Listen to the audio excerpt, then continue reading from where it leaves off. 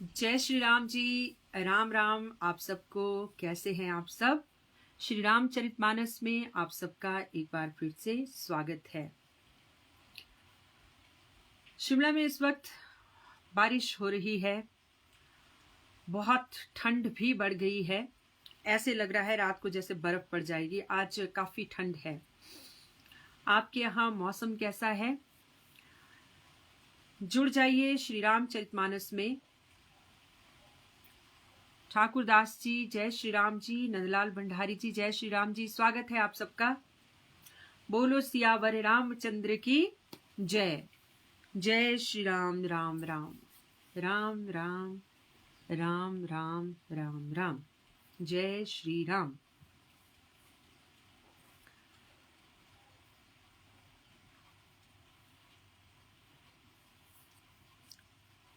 श्री रामचरितमानस का दूसरा ये कांड चला है, अयोध्या कांड।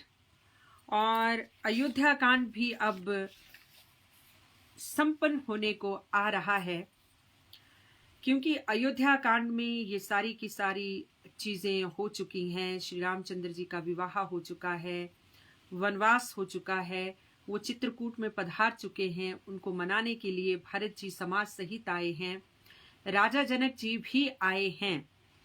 और इस तरह से हर व्यक्ति ने, गुरु वशिष्ठ ने, राजा जनक जी ने, भरत जी ने अपने अपने तरीके से श्री रामचंद्र जी को अयोध्या वापस ले जाने के लिए मनाने की पुरजोर कोशिश की। लेकिन श्री रामचंद्र जी यूं ही सूर्यवंशी नहीं थे। श्री रामचंद्र जी यूं ही मर्यादा पुरुषोत्तम नहीं बने। श्री रामचंद्र जी यूं ही दशरथ के प्रिय नहीं थे, जन जन के प्रिय नहीं थे। उन्हें रघुकुल की रीत निभानी थी, पिता की आज्ञा का पालन करना था और अपनी माँ कैकेयी की इच्छा का भी पालन करना था और देवताओं की सहायता भी करनी थी। भले ही वो मनुष्य रूप में धरती में अवतरित हुए थे, लेकिन वो जानते थे कि उनका इस धरती पे अवतरित होने का क्या प्रयोजन है। लेकिन ये प्रयोजन केवल रावण का अंत करने तक ही सीमित नहीं था, बल्कि इस पूरे विश्व को बंधुत्व का, परिवार के बीच के मेल जोल का जो एक संदेश होता है, उस संदेश को देने के लिए श्री रामचरितमानस में तुलसीदास जी ने एक एक रिश्ते में, गागर में सागर भरा है भावनाओं का। और श्री रामचंद्र जी, श्री रामचरितमानस, रामायण के जितने भी पात्र हैं वो उदाहरण हैं कि उनके जैसे पात्र उस कालखंड के बाद न हुए न होंगे। एक बार फिर से सतयुग आता है, एक बार फिर से त्रेता युग आता है, तो शायद हो सकता है। दुनीचंद वर्मा जी, महेंद्र ठाकुर जी, मोहिंदर भारद्वाज जी जय श्री राम आप सबको। तो चलिए अब आगे बढ़ती हूँ कि पहले भरत जी ने श्री राम जी की स्तुति की, वंदना की, और फिर श्री रामचंद्र जी ने भरत की खूब प्रशंसा की, अपने छोटे भाई की खूब प्रशंसा की। और वहां जितने भी लोग हैं, या आकाश में देवताएं हैं, ऋषि हैं, राजा जनक हैं, माताएं हैं, वो सब एक भाइयों का एक दूसरे के प्रति प्रेम और समर्पण देकर गदगद हो रहे हैं। महेंद्र कुमार जी, ललित शर्मा जी, रिंकी जी जय श्री राम आप सबको, स्वागत है आपका। अब आगे कहते हैं श्री रामचंद्र जी के लिए, धन्य भरत जय राम गोसाई, कि भरत भी धन्य है और श्री रामचंद्र जी की भी जय हो, कहत देव हर्षत बरियाई। यह कहकर देवता हर्षित हो रहे हैं। मुनि मिथिलेश सभा सब काहू, भरत वचन सुनु भयु उछाहू। और भरत जी के वचन सुनकर मुनि वशिष्ठ और मिथिलापति जनक जी को अत्यंत प्रसन्नता हुई है कि जिस तरह के उनके बीच में संवाद हुए, भाइयों के बीच में सभी प्रसन्न हैं। मनमोहन जी, राम राम जी, राधे राधे। संजीव वर्मा जी, जय श्री राम। मोनू हनोर जी, नमस्ते जी आपको। अब आगे क्या लिखते हैं? भरत राम गुण ग्राम स्नेहु, पुलकी प्रशंसत राव विदेहु। भरत जी के गुणों का, श्री रामचंद्र जी के गुणों का, और भरत जी और श्री रामचंद्र जी एक दूसरे के प्रति प्रेम का विदेह राज जनक प्रसन्न होकर उसकी बात कर रहे हैं। सेवक स्वामी स्वभाव सुहावन। सेवक और स्वामी, सेवक कौन? भरत। स्वामी कौन? श्री रामचंद्र जी। कि दोनों का स्वभाव सुंदर है, सरल है, स्नेहमयी है। नेमु पेमु अति पावन पावन, और इनके नियम और प्रेम पवित्र हैं, पावन हैं। मति अनुसार सराहन लागे, सचिव सभासद सब अनुरागे। अपनी अपनी बुद्धि अनुसार सब भरत जी की और राम जी की प्रशंसा करते हैं। सभी सभासद वहां सबकी प्रशंसा करते हैं। सुनी सुनी राम भरत संवादु, दुह समाज ही हर्ष विषादु। श्री रामचंद्र जी और भरत का संवाद सुन सुनकर अयोध्या की ओर से आए लोग भी और जनक जी की ओर से आए लोग भी प्रसन्न हो रहे हैं। राम मातु दुख सुख समझानी, कही गुण राम प्रबोधि रानी। श्री रामचंद्र जी की माता कौशल्या जी अब सुख और दुख को एक समान मानने लगी हैं, उससे परे चली गई हैं। जब बेटे को 14 वर्ष का वनवास हो गया, पति का स्वर्गवास हो गया, तो एक ऐसी स्त्री, उसका धैर्य और धीरज बांधने के अलावा उसके पास और कुछ रहता भी नहीं। पूरा धीरज बांधा है कौशल्या जी ने। और श्री रामचंद्र जी के गुण कहकर जो दूसरी रानियां हैं, कैकेयी हैं, सुमित्रा हैं, सुनैना जी हैं, उनका धैर्य भी बंधाया। एक कहीं रघुवीर बड़ाई, कोई श्री रामचंद्र जी की बड़ाई कर रहा है, एक सराहत भरत भलाई, और कोई भरत जी की भलाई की सराहना कर रहे हैं। अत्रि कहे उस तब भरत सन, शैल समीप सुकूप, राखिय तीर्थ तोय तह पावन अमी अनूप। अब क्या होता है कि भरत जी, किशोर शर्मा जी जय श्री राम, विजय सिंह कड्डा जी, वंश ठाकुर जी जय श्री राम। अब भरत जी अपने साथ सभी पवित्र नदियों के जल जो कि राज्याभिषेक के लिए काम आते हैं, वो श्री रामचंद्र जी का राज्याभिषेक वन में ही करना चाहते थे और सभी सामग्रियां अपने साथ लाए हुए हैं। इधर श्री रामचंद्र जी ने भरत को समझा दिया कि भाई भरत, जैसा हमारे पिता ने चाहा, अपना रघुकुल का वचन रखने के लिए प्राण त्याग दिए उन्होंने, तो हम भी उस ही रास्ते में चलेंगे, वही धर्म है। और भरत जी को समझाते हैं श्री रामचंद्र जी कि तुम्हें अवध का पालन करना होगा। श्री रामचंद्र जी ये भी कहते हैं भरत को कि मुझे जो वनवास हुआ है वो मेरे लिए बड़ा सुगम रास्ता है, बड़ी आसान रहा है। वन में रहना है, चिंतन मनन करना है, ऋषियों के साथ कथा सुननी है और अच्छी अच्छी बातें सुननी है और इस वन विहार करना है। और भरत जी को कहते हैं कि क्यों तुम मेरे बारे में ये सोच रहे हो कि मुझे बहुत संकट आन पड़ा है वन में। मैं समझता हूं कि संकट तो तुम पे आन पड़ा है। 14 वर्ष तक तुम्हें अयोध्या को संभालना होगा, अयोध्या का राजपाट संभालना होगा, तो ये कोई कम है?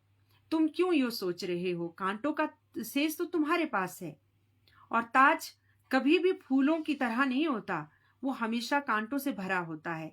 तो भरत को समझाते हैं श्री रामचंद्र जी। अब भरत जी तो श्री रामचंद्र जी के अधीन हैं, वो श्री रामचंद्र जी को अपना स्वामी मानते हैं, खुद को सेवक मानते हैं। जो स्वामी ने कह दिया वो सेवक को मानना है। सुई की नोक बराबर भी शंका नहीं कि वो सेवक जो कि स्वयं भरत है वो अपने भाई की बात ना माने। तो वो भाई का राज्याभिषेक करने के लिए बहुत सारी सामग्रियां लाए थे, जो राज्याभिषेक की सामग्रियां होती हैं। और तब अत्रि जी कहते हैं कि अब इन सामग्रियों का क्या करना है, उन्हें फेंक तो सकते नहीं। मैंने परसों एक वीडियो डाला था जिसमें मैंने भरत कूप की चर्चा की है। भरत कूप यानी कि भरत का कुआं। भरत का कुआं लखनऊ से 200 किलोमीटर की दूरी में चित्रकूट है। चित्रकूट में एक भरतकूप है। वो भरतकूप, क्यों उसका नाम भरतकूप पड़ा है? क्योंकि जब भरत श्री रामचंद्र जी को अयोध्या वापस लाने के लिए और उनका वन में ही राज्याभिषेक करने के लिए अपने साथ राज्याभिषेक की सारी सामग्री लाए थे, और बाद में श्री रामचंद्र जी की आज्ञा से वो वापस अयोध्या जाने के लिए तैयार हो जाते हैं कि वही जाके अब अयोध्या का राजपाट संभालेंगे, क्योंकि श्री रामचंद्र जी की यही आज्ञा थी। और क्योंकि श्री रामचंद्र जी कह रहे हैं क्योंकि पिताश्री की यही आज्ञा थी, माता की यही इच्छा थी, तो जो है उसको वैसे ही चलने दो। तो अब वो सामग्रियां इधर उधर नहीं फेंक सकते थे। अब हम भी पूजा की सामग्रियां कहीं जल के किनारे रख देते हैं, किसी बावड़ी के समीप, किसी कुएं के समीप या नदी में प्रवाहित करते हैं। तो फिर अत्रि जी ने भरत जी से कहा चित्रकूट में कि यहाँ पास ही एक सुंदर कुआं है और इस पवित्र अनुपम अमृत जैसे तीर्थ जल को उसी में स्थापित कीजिए, क्योंकि जिससे श्री रामचंद्र जी का राज्याभिषेक होना था, जलाभिषेक होना था, वो जल पवित्र नदियों के, बहुत सारी पवित्र नदियों के जल थे, तो उस जल को यूं ही नहीं फेंका जा सकता था। तो ऋषि अत्रि ने भरत जी को कहा कि ये जो तीर्थ जल है जो राज्याभिषेक के लिए लाए थे, तो एक कुआं है उसमें इसे स्थापित कर दीजिए। भरत अत्रि अनुशासन पाई, जल भाजन सब दिए चलाई, सानुप आपु अत्रि मुनि साधु सहित गए जहकूप अकाधु। भरत जी ने फिर अत्रि मुनि की आज्ञा का पालन किया और जिस पात्र में वो तीर्थ जल था जो राज्याभिषेक के लिए लाए थे, वो सारा उठाकर वो अत्रि मुनि साधु संतों समेत वहां गए जहां पर की अथाह कुआं था। पुनीत जैन जी, अनिल कुमार जी, हरप्रीत जी, धीरज कश्यप जी, युगल किशोर जी, जय श्री राम आप सबको। भरतकूप की बात बता रही हूं कि चित्रकूट लखनऊ से लगभग 200 किलोमीटर और प्रयागराज से शायद 140 किलोमीटर नजदीक ही है। आप एक दिन में वहां जाकर वापस आ सकते हैं। तो वहां पे भरतकूप है, भरत का कुआं, और उसके बारे में मान्यता है कि उस कुएं के जल में कोई स्नान कर ले उस जल से तो कुष्ठ रोग तक दूर हो जाता है और कई असाध्य रोग जो है वो दूर होते हैं, क्योंकि उस कुएं में भरत जी ने सभी पवित्र तीर्थों के का जल उसमें स्थापित किया था। पावन पाथ पुण्य थल राखा, उस पवित्र जल को उन्होंने, भरत जी ने उस पुण्य स्थल पे रखा। और प्रमुदित प्रेम अत्रि यस भाषा, तब अत्रि ऋषि ने बड़े प्रेम से आनंदित होकर भरत जी से कहा, तात अनादि सिद्ध थल एहू, कि हे तात, हे भरत, ये जो कुआं है ये बहुत ही सिद्ध स्थल है। लोपेयु काल विदित नहीं केहूं, काल क्रम से यह लोप हो गया था, इसलिए किसी को इसका पता नहीं था कि लोप हो गया था। इस कुएं का किसी को पता नहीं था, ये पवित्र कुआं है। राजू राजपूत जी, शैल राजपूत जी, राजू वर्मा जी, जय श्री राम आप सबको। तब से वकन सरस थलु देखा, कीन सुजल हित कूप विशेषा। तब भरत जी ने सेवकों सहित उस जलयुक्त स्थान को देखा और देखा कि उस तीर्थों की जो जल वो साथ लाए थे राज्याभिषेक के लिए, उस जल को समाहित करने के लिए उन्हें वो पवित्र स्थल मिल गया। विधि वय भयु विश्व उपकारु, सुगम अगम अति धर्म विचारु। और दैव योग से, ये दैव योग ही था कि पवित्र तीर्थों का जल वहां चित्रकूट में पहुंचा है और वो सारे पवित्र तीर्थों का जल उस कुएं में डाल दिया जाता है। सुगम अगम अति धर्म विचारु, धर्म का विचार जो अत्यंत अगम था वो इस कुएं के प्रभाव से सुगम हो गया। सारे के सारे तीर्थ जल उस कुएं में डाले गए और उस कुएं का नाम भरतकूप है। आज भी वो भरतकूप चित्रकूट में है। आप कभी वहां जाएं और अगर कोई असाध्य रोग हैं तो उसके जल से स्नान करें। कहते हैं, मान्यता है कि वो असाध्य रोग भी दूर हो जाते हैं। राजू वर्मा जी, जगदीश चंद जी, पविता जी, जय श्री राम जी आपको। भरतकूप कहीं लोगा, अति पावन तीरथ जल जोगा, प्रेम सनेम निमज्जत प्राणी हुई विपल करम मन बानी। कि अब इसको लोग भरतकूप कहेंगे, अत्रि जी कहते हैं। और तीर्थों के जल के संयोग से तो यह और भी पवित्र हो गया। इसमें प्रेम पूर्वक नियम स्नान करने से प्राणी मन, वचन और कर्म से भी पवित्र हो जाएगा। यानी कि उसका जल इतना पवित्र है, उसका सेवन करने से, जब सेवन करते हैं हम, अंदर ग्रहण करते हैं उसको, तो हमारी मन का मैल भी धुलेगा, हमारा मन पवित्र हो जाएगा, आत्मा उज्जवल हो जाएगी, निर्मल हो जाएगी। कहत कूप महिमा सकल गए जहां रघुराऊ, अत्रि सुनायु रघुवीर ही तीर्थ पुण्य प्रभाऊ। तो कूप की महिमा कहते हुए सब लोग वहां जाते हैं जहां श्री रामचंद्र जी थे, और श्री रामचंद्र जी को अत्रि जी ने उस तीर्थ का पुण्य प्रभाव सुनाया और श्री रामचंद्र जी को बताया कि अब इस कूप का नाम भरत कूप के नाम से ये सुप्रसिद्ध होगा, सुविख्यात होगा, और इसका जल सेवन करने से मन पवित्र होगा, और इसके जल से स्नान करने से जो है वो बहुत सारे असाध्य रोग भी दूर हो जाएंगे। श्रीवास्तवा जी, भारती शर्मा जी, कंवर अरुण गुलेरिया जी, जय श्री राम आप सबको। कहत धर्म इतिहास सप्रीति, भयो भोरु निशिसो सुख बीती। प्रेम पूर्वक धर्म की बातें करते हुए सब लोग बैठे थे। श्री रामचंद्र जी थे, अत्रि ऋषि थे, वशिष्ठ जी थे, विश्वामित्र जी थे, राजा जनक थे, सब धर्म की बातें हो रही हैं। और इस तरह बातें करते करते सवेरा हो गया और भरत शत्रुघ्न अब दोनों प्रातः उठ के नित्य क्रिया करके जहां श्री रामचंद्र जी थे, अत्रि जी थे, वशिष्ठ जी थे, राजा जनक थे, वहां पहुंचते हैं।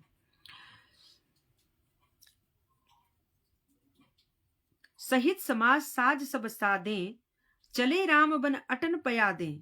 अब समाज सहित, अब ठीक है, तय हो गया कि अब भरत अयोध्या जा रहे हैं, राजपाट वही संभालेंगे, श्री रामचंद्र जी सीता और लक्ष्मण के साथ वन में ही रहेंगे, कि जो जैसे जैसे तय हुआ है वैसे ही होगा। श्री रामचंद्र जी ने एक ही वचन बोल के भरत को मना लिया था कि जैसे पिता ने चाहा, उन्होंने रघुकुल की रीत चलाने के लिए प्राण तक त्याग दिए। तो अपने पिता को याद करो, उनका जो बलिदान है उसको याद करो, कि उन्होंने पुत्र से ज्यादा, अपने प्राणों से ज्यादा रघुकुल की रीत को अधिमान दिया। तो अगर हम उस रीत को तोड़ते हैं तो पिता का मन भी स्वर्ग में बहुत व्यथित होगा। उनका जो स्वर्गवास है वो अकारण ही मिथ्या हो जाएगा, वो अकारण ही उसका कोई प्रयोजन नहीं रह जाएगा।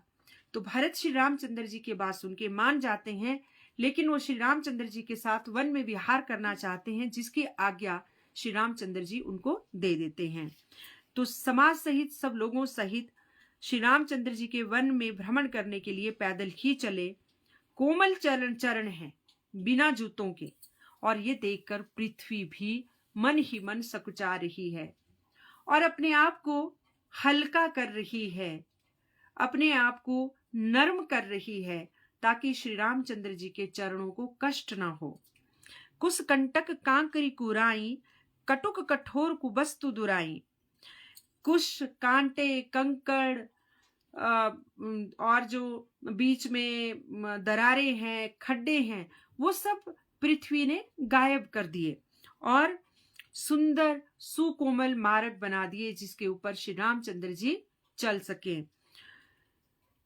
मही मंजुल मृदु मार्ग कीन्हे, बहत समीर त्रिभित सुख लीने। सुखों को साथ लिए शीतल मंद सुगंध हवा चलने लगी। सुमन बरसी सुन घर घन करी छाही, बिटप फूल फली त्रिनु मद मृदुताही।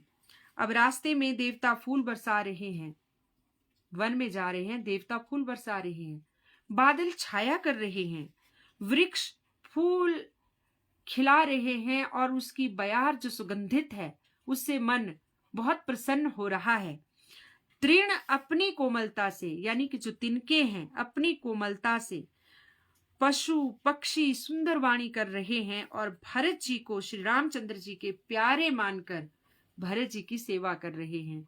और श्री रामचंद्र जी की भी यही आज्ञा थी वन देवी को कि भरत जिस रास्ते से चले वहां के सारे पत्थर कंकड़ हटा देना। भरत को अगर एक कांटा भी चुभ गया, एक कंकड़ भी अगर पैरों में लग गया, तो भरत पश्चाताप करता रहेगा कि उसकी वजह से उसके भाई श्री रामचंद्र जी को, जिसको वो अतीव स्नेह करता है, उन्हें इन कंटीले रास्तों में चलना पड़ रहा है। तो श्री रामचंद्र जी वन देवी से पहले ही आग्रह कर चुके हैं कि भरत वन में आए हैं, जिस जिस रास्ते पे चले उसे सुकोमल कर देना। तो वृक्ष, लताएं, फूल बिखरा रही हैं, सुगंधित बयार कर रही हैं, ताकि भरत को वो बहुत मनमोहक लगे और भरत को लगे कि श्री रामचंद्र जी बहुत सुख में हैं। क्योंकि ऐसा वातावरण, हमारे पास लाखों करोड़ों की संपत्ति हो, लेकिन हमें ऐसा वातावरण मिले जहां हम विचरण करें, तो लाखों करोड़ों की संपत्ति भी कोई न्यौछावर कर देगा उस जगह पे रहने के लिए। और यही मंतव्य था श्री रामचंद्र जी का कि भरत इस बात को समझें कि श्री रामचंद्र जी वन में बहुत सुखी हैं। सुलभ सिद्धि सब प्राकृत हूँ, राम कहत जमु हाथ, राम प्राण प्रिय भरत कहूं, यह ना हुई बड़ी बात। अब देखिए, तुलसीदास जी लिखते हैं कि जब हमें जुम्हाई आती है, नींद आने से पहले जुम्हाई आती है, तो हम चुटकी बजाते हैं। आजकल क्या है, किसी को जुम्हाई आती है, छींक आते हैं, तो गॉड ब्लेस यू कहते हैं। लेकिन कहते हैं कि अगर जुम्हाई आए और उस समय हम चुटकी बजाते हुए राम राम कहें, तो भी श्री रामचंद्र जी की कृपा हो जाती है। तो तुलसीदास जी कहते हैं कि जहां जुम्हाई आने पर केवल श्री राम राम कहने से ही उनकी कृपा मिल जाती है, तो यहाँ पे तो भरत जी हैं। श्री रामचंद्र जी सबसे अधिक स्नेह भरत को करते हैं, तो भला क्यों ना उनके वन के रास्ते सुखद हो जाएंगे, ऐसा तुलसीदास जी कहते हैं। यही विधि भरतु फिरत बन माही, नेमु प्रेमु लखी सुनी सकुचाही। इस तरह भरत जी वहां विचरण कर रहे हैं, फिर रहे हैं, और उनके नियम और श्री रामचंद्र जी के प्रेम को देखकर सभी सकुचा रहे हैं। दीपक शर्मा जी, समृति चौहान जी, राजीव किमटा जी, जय श्री राम। आप सबको स्वागत है आपका श्री रामचरितमानस में। पुण्य जलाश्रय भूमि विभागा, खग मृग तरु तृण गिरि बन बागा। पवित्र जल के साथ नदी, बावरी, कुंड, पृथ्वी के पृथक पृथक भाग, पशु पक्षी, तृण, पत्थर, रास्ते, वृक्ष, जड़ें, हर कोई चीज वो सुखद हो गई है। चारु विचित्र पवित्र विशेषी, बूझत भरतु दिव्य सब देखी। सभी विशेष रूप से विचित्र है, अलौकिक है, सुंदर है, और भरत जी उसको निहारते जा रहे हैं। सुनि मन मुदित कहत ऋषुराऊ, और भरत जी कुछ पूछते हैं, और जो वो पूछते हैं उसको सुनकर जो ऋषि राज अत्रि जी हैं प्रसन्न होते हैं। हेतु नाम गुण पुण्य प्रभाव, प्रसन्न मन से सबके कारण नाम गुण पुण्य प्रभाव को कहते हैं। वो वहां पर बताते हैं कि ये चीज है, ये वो चीज है। वन की छटा का वो जो है वर्णन कर रहे हैं।